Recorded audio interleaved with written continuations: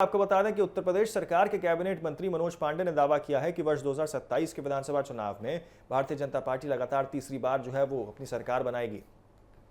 उन्होंने कहा कि प्रदेश की जनता भाजपा की नीतियों और विकास कार्यों पर भरोसा करती है, इसलिए आगामी चुनावों में भी पार्टी को व्यापक समर्थन मिलने की उम्मीद है। रविवार को गाजियाबाद दौरे पर पहुंचे मनोज पांडे ने पंडित दीनदयाल उपाध्याय ऑडिटोरियम में आयोजित एक कार्यक्रम में मुख्य अतिथि के रूप में हिस्सा लिया। इस दौरान भाजपा कार्यकर्ताओं और पदाधिकारियों ने उनका जोरदार स्वागत किया। यूपी गेट से लेकर आपको बता दें कार्यक्रम स्थल तक कई स्थानों पर कार्यकर्ताओं ने फूल मालाओं और नारों के साथ उनका स्वागत और अभिनंदन किया है। कार्यक्रम के बाद बातचीत करते हुए मीडिया से मनोज पांडे ने आगामी विधानसभा चुनावों और प्रदेश की राजनीति से जुड़े कई मुद्दों पर अपनी बात रखी है। उन्होंने कहा कि भाजपा संगठन पूरी तरीके से चुनावी मोड में है और पार्टी का प्रत्येक कार्यकर्ता बूथ स्तर तक सक्रिय होकर काम कर रहा है। कैबिनेट मंत्री ने कहा कि वर्ष 2017 और 22 की तरह 2027 में भी उत्तर प्रदेश की जनता भाजपा को आशीर्वाद देने के लिए तैयार है। उन्होंने दावा किया है कि मुख्यमंत्री योगी आदित्यनाथ और प्रधानमंत्री नरेंद्र मोदी के नेतृत्व में प्रदेश और देश में तेजी से विकास कार्य हुए हैं, जिसका लाभ सीधे तौर पर जनता को मिला है। मनोज पांडे ने कहा है कि पिछले कुछ वर्षों में उत्तर प्रदेश की तस्वीर वो बदली है। सड़क, एक्सप्रेसवे, निवेश, कानून व्यवस्था और बुनियादी सुविधाओं के क्षेत्र में बड़े बदलाव देखने को मिले हैं। उन्होंने कहा कि सरकार की योजनाओं का लाभ समाज के हर वर्ग तक पहुंचाया जा रहा है, जिसका कारण वो जनता का भरोसा भाजपा पर लगातार मजबूत हुआ है। उन्होंने कहा कि प्रदेश में बन रहे नए एक्सप्रेसवेज, औद्योगिक परियोजनाएं और विकास कार्य उत्तर प्रदेश की नई पहचान दे रहे हैं।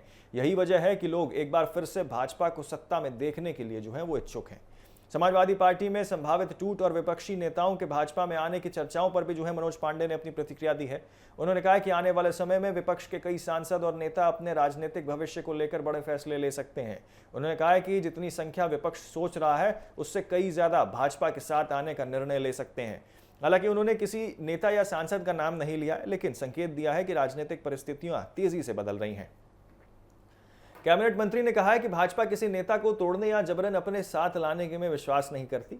जो लोग भाजपा की विचारधारा और विकास कार्यों से प्रभावित होते हैं, वो खुद पार्टी में जुड़ने का काम करते हैं और निर्णय लेते हैं। मनोज पांडे ने कहा है कि आज देश की जनता प्रधानमंत्री नरेंद्र मोदी के नेतृत्व पर भरोसा जता रही है। उन्होंने कहा कि किसान, युवा, महिलाएं और समाज का हर वर्ग ये महसूस कर रहा है कि केंद्र सरकार देश को आर्थिक रूप से मजबूत बनाने के और विश्वास की और विकास की ओर नई ऊंचाइयों तक पहुंचाने के लिए लगातार काम कर रही है। उन्होंने कहा कि प्रधानमंत्री मोदी के नेतृत्व में भारत की वैश्विक पहचान मजबूत हुई है और देश तेजी से विकास के रास्ते पर आगे बढ़ रहा है। यही कारण है कि जनता का विश्वास भाजपा के प्रति लगातार बढ़ रहा है। कैबिनेट मंत्री ने कहा कि आगामी विधानसभा चुनाव को लेकर भाजपा का संगठन पूरी तरीके से तैयार है। पार्टी कार्यकर्ता गांव, शहर और बूथ स्तर पर जनता के बीच पहुंचकर सरकार की उपलब्धियों को बता रहे हैं। उन्होंने कहा है कि भाजपा का सबसे बड़ा आधार उसका समर्पित कार्यकर्ता होता है, जो हर परिस्थिति में जनता के बीच रहकर पार्टी की नीतियों और योजनाओं को पहुंचाने का काम करता है। इसी संगठन मजबूती के कारण भाजपा लगातार चुनाव में बेहतर प्रदर्शन कर रही है। उत्तर प्रदेश विधानसभा चुनाव में अभी समय है, लेकिन राजनीतिक दलों ने अपनी अपनी तैयारियां वो शुरू कर ली है। भाजपा जहां विकास और संगठन के दम पर चुनावी रणनीति बना रही है, वहीं विपक्ष भी सत्ता विरोधी मुद्दे को लेकर जनता के बीच जाने की तैयारी में जुटा हुआ है।